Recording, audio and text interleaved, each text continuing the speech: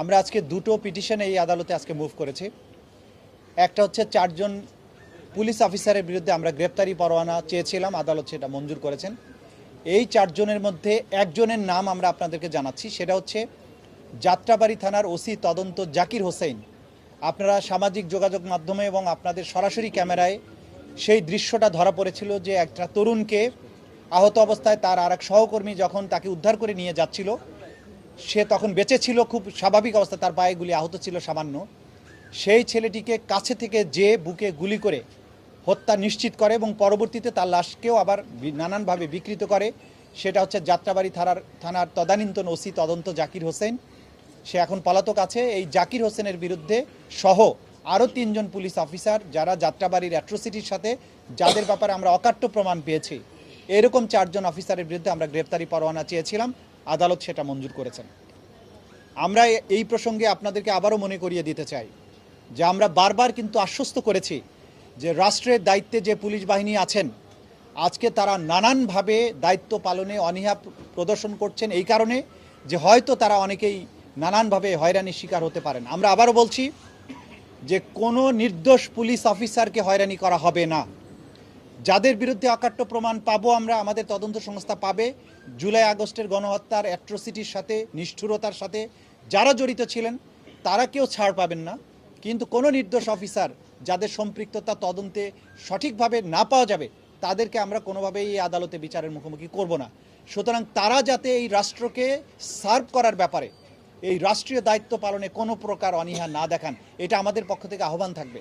কারণ এই রাষ্ট্রটি যে পর্যায়ে এসেছে, এই রাষ্ট্রকে রক্ষা করা প্রত্যেকটা নাগরিকের যেমন দায়িত্ব, তারা আইন শৃঙ্খলা রক্ষার দায়িত্বে আছেন, তাদের দায়িত্ব, তারা নির্ভয় দায়িত্ব পালন করা উচিত যারা অপরাধ করেননি। কিন্তু যারা অপরাধ করেছেন, নিষ্ঠুরতা গণহত্যার সাথে আছেন, তারা ছাড় পাবেন না। এটা এই মেসেজ আমরা দিচ্ছি। আমরা দ্বিতীয় যে আবেদনটি মুভ করেছি সেটা হচ্ছে যে এনটিএমসির যে সাবেক যিনি ডিজি ছিলেন, বরখাস্তকৃত মেজর জেনারেল জিয়াউল হাসান, যার বিরুদ্ধে অভিযোগের তো অন্ত নাই, আমাদের তদন্ত সংস্থায় তার বিরুদ্ধে অসংখ্য অভিযোগ এসেছে, অসংখ্য হত্যাকাণ্ডের সাথে তার সম্পৃক্ততা, গুমের সাথে তার সম্পৃক্ততা, এগুলো আমাদের তদন্ত সংস্থা ইতিমধ্যেই প্রমাণ পেয়েছে। বাকি তো আরও তদন্ত পূর্ণাঙ্গভাবে হলে তার ব্যাপারে জানা যাবে। তিনি অলরেডি আমাদের এই ট্রাইব্যুনালের আদেশে গ্রেপ্তারকৃত আছেন। তার কাছ থেকে আমাদের জিজ্ঞাসাবাদ করা দরকার কাদের মাধ্যমে তিনি এই হত্যাকাণ্ডগুলো ঘটিয়েছেন, বা তার কাছ থেকে এই বিস্তারিত তথ্য আমাদের জানার স্বার্থে আন্তর্জাতিক অপরাধ ট্রাইব্যুনালের যে আইন আছে, রুলস অফ প্রসিডিওর আছে, সেই অনুযায়ী তাকে আমরা একদিনের জন্য জিজ্ঞাসাবাদের বা ইন্টারোগেশনের জন্য অনুমতি চেয়েছি আদালতের। আদালত সেই অনুমতি দিয়েছেন একটা নির্ধারিত তারিখে। সেই তারিখটা আমরা আপনাদেরকে জানাচ্ছি না আমাদের নিরাপত্তার কারণে। সেই তারিখে তাকে আমরা জিজ্ঞাসাবাদ করব, জিজ্ঞাসাবাদ করে তার কাছ থেকে তথ্য উদ্ঘাটনের জন্য আমরা চেষ্টা করব। তৃতীয় যে বিষয়টা আজকে আপনাদের বলা দরকার, যেটা আপনাদেরকে ইতিপূর্বে বলতে পারিনি, সেটা হচ্ছে যে আমরা গত পরশুদিন ইন্টারপোলের কাছে রেড নোটিশ পাঠানোর জন্য বা রেড অ্যালার্ট জারি করার জন্য ইন্টারপোলকে রিকোয়েস্ট করেছি।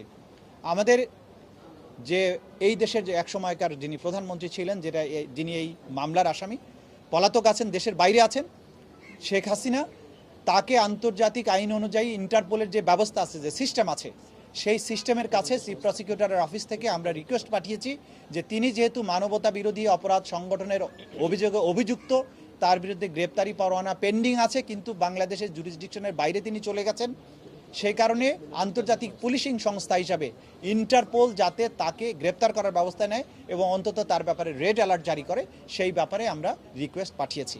এই তিনটি আপনাদের জানানোর জন্য ছিল। আমরা ইন্টারপোলে যেটা আমাদের চিঠিটা থ্রু আইজি যায়, এটা কমিউনিকেট করার দায়িত্ব পুলিশের, আইজিপির, বাট আমরা রেখেছি সরাসরি ইন্টারপোলকেই, এইটাই যাবে সেইভাবে। যেটা নতুন করে হয়েছে সেটা 12ই ডিসেম্বর, নতুন ফার্দার ইনভেস্টিগেশনের জন্য। কিন্তু গ্রেপ্তার হওয়া মাত্র তাকে ট্রাইব্যুনালে উপস্থিত করতে হবে। আপনারা জানেন যে যখনই গ্রেপ্তার করা হয় তার 24 ঘন্টার মধ্যেই আইন অনুযায়ী তাই ট্রাইব্যুনালে যে কোনো গ্রেপ্তারকৃত ব্যক্তিকে হাজির করতে হবে। না, জিজ্ঞাসাবাদের ক্ষমতা হচ্ছে তদন্ত সংস্থা, তদন্তকারীরা জিজ্ঞাসাবাদ করবে তাদের মেকানিজমের মাধ্যমে, এবং সেখানে যাতে আমাদের দেশের আদালতের যে স্বীকৃত যে স্ট্যান্ডার্ড আছে, আন্তর্জাতিক যে স্ট্যান্ডার্ড আছে, সেটা যাতে বজায় রাখা হয়, সে ব্যাপারেও কিন্তু